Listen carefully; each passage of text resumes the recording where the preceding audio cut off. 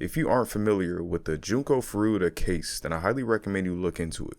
Because for this video, I'm going to be going down the Twitter timeline of Shinji Minato. For those who are familiar, then you would know that Shinji Minato is one of the main boys responsible for unaliving Junko Furuta. He served his time briefly and then he was released, but he got off pretty easy because he was a minor at the time. It's still one of the worst cases that I know of, and it's still relevant even today. And the Japanese justice system was pretty flawed at the time, and it probably still is.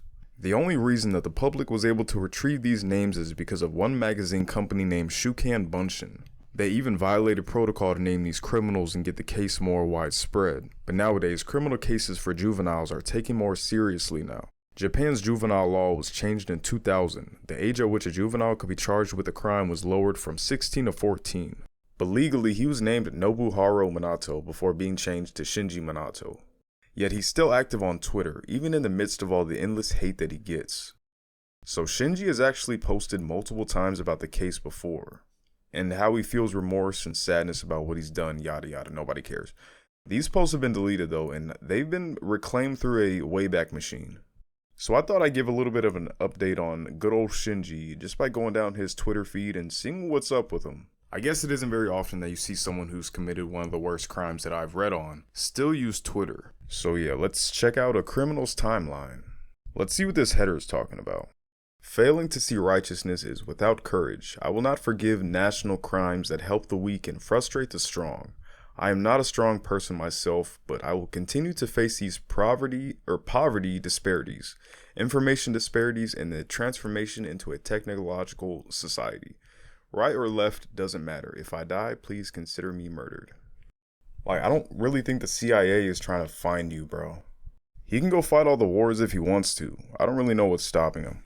His pin post is related to another case, but the post he was replying to has been deleted. I love the comment to like ratio though. Jeez. Here he is with a good old Tucker Carlson retweet.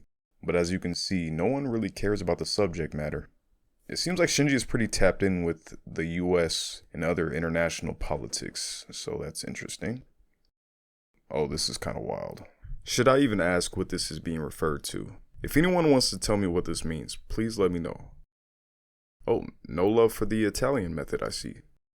So by looking at the comments, people are definitely not easing up on Shinji. They just keep reminding him of the horrible things that he's done. All he can really do is just keep his head down and keep on tweeting away. Okay, so here we have more people sending their best wishes to Shinji. He actually thinks the government is out to get him. Interesting enough. Alright. My goodness. This is a perfect ratio. Let's see what he's talking about. Oh wow. I can't even say I'm surprised, but yeah, you see it. I don't know if anyone else on Twitter gets ratioed as bad as Shinji does. It seems like he reposts a lot of government and technology related topics and a lot of conspiracies, but each post is just more ammunition for people in the comments. We've got some more recent posts by Shinji. This was just in January. This post has over 900 comments and 25 likes. Jesus Christ. And scrolling down, this is just extremely sad. I'm honestly surprised Shinji hasn't tried changing his Twitter handle. I think he's just embraced the hate at this point.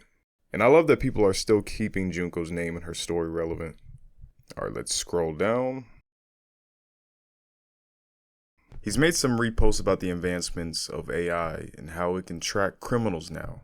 It seems like an interesting tool. Maybe he should be the first test subject. I don't really know. I can already hear this GIF without listening to it. Or is it a GIF? I don't know. Yeah, people are not very happy in the comments. Rightly so. They demand justice, and I can't really blame them for feeling that way. And after that, Shinji reposts more AI-related topics and technological crime. Or maybe he thinks that the AI is trying to find him. Maybe that's his theory. This is actually one of his more recent posts.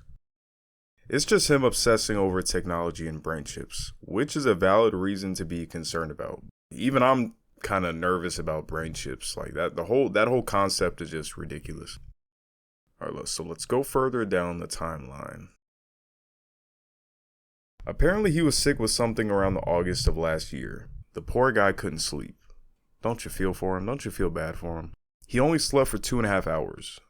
I feel so bad for Shinji. Like, he shouldn't have to go through this type of treatment. These are some pretty amazing ratios, per usual, in Shinji's comments. This person genuinely wants to know why he did that to Junko. Here's another update on his illness that he was dealing with. Why is he treating Twitter like his personal diary? I get a lot of people do that, but I don't like it when Shinji does it. I mean, I guess that's kind of the point of Twitter, but it's strange considering that what this guy's done to Junko.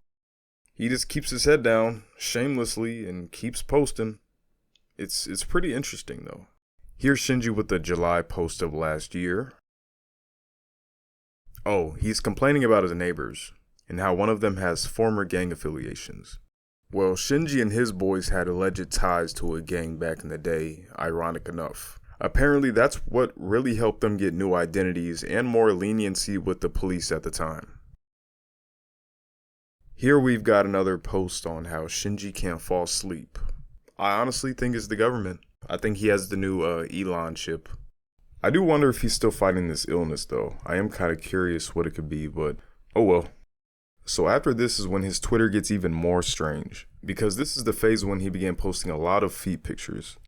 And I'm not about to jump scare anybody with that.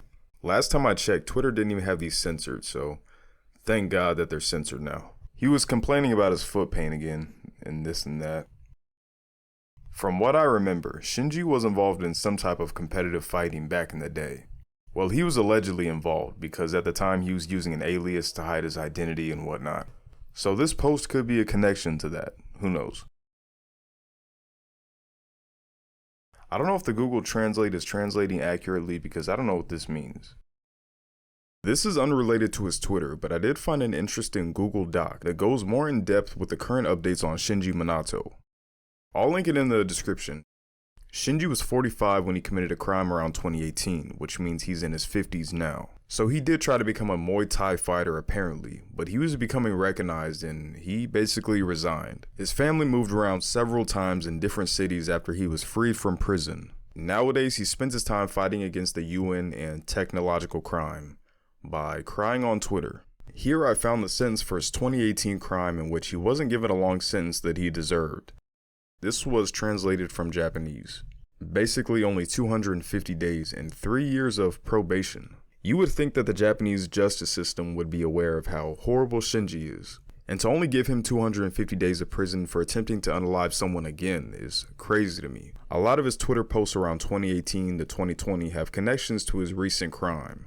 He also claims it was all a quote fabrication, basically saying he didn't do anything. So yeah, just some more interesting information that I thought I'd share. So after all this time, many years after what he did to Junko, Shinji Minato was still a public threat in Japan.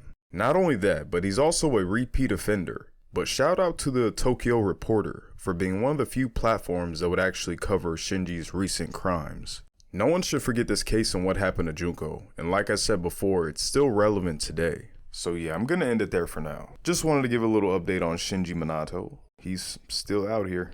I know it's been a minute since I posted. Sometimes life just gets a bit hectic, but things should be more consistent now though, and I really do appreciate everyone who tunes in.